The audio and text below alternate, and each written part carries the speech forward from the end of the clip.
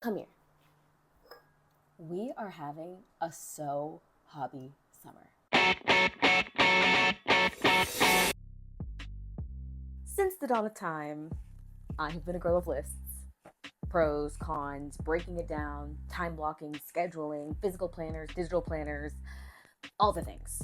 It's my Rory Gilmore quality. Printing's all sloppy. Harvard, Princeton, and Yale cannot see them looking like that. They're not going to see our pro-con list. And the only one I claim of hers, to be clear. And while I know the really big things we hope for in life are often largely out of our control, this has also often emphasized the areas of life that are largely governed by the decisions we make, habits, and discipline. So, the stuck feeling. Yes, here's how I plan to tackle that one. So I've decided undramatically to change my life. But I think it sounds more complex and dramatic than it really is. Think of it more as like a refresh.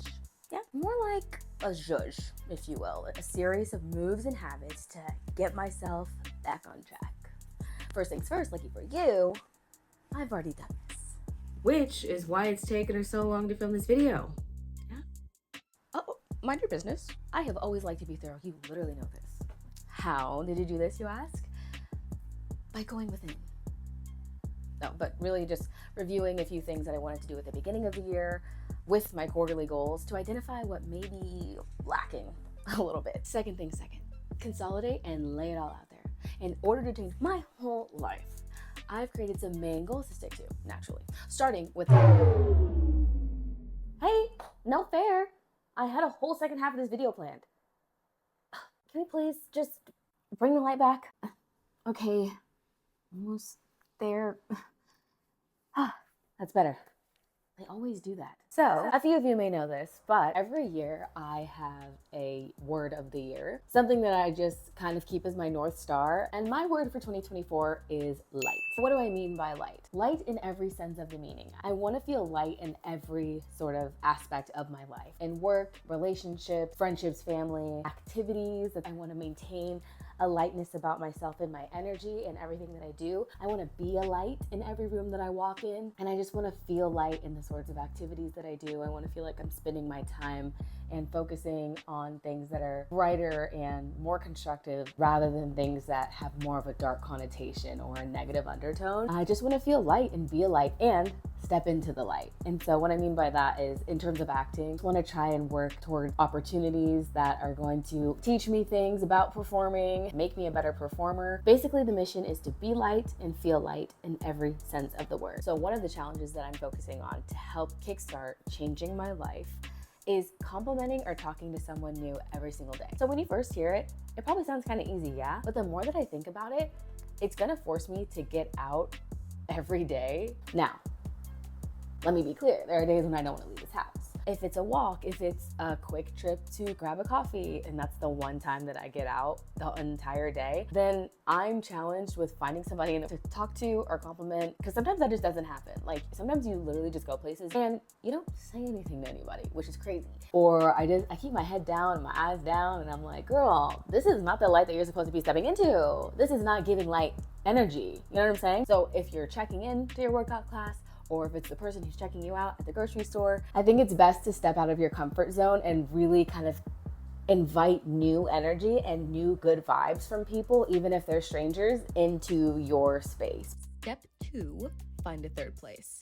And what's a third place? I think of a third place as a place that's not home or work, that you frequent all the time, so much so that people might even start to recognize you. Europe tends to have a lot of third places, and from my experience, the US tends to not. So I'm making it my mission this summer to really work on finding a third place. Perfect example, I've already started this, is becoming a member of my library. It is free.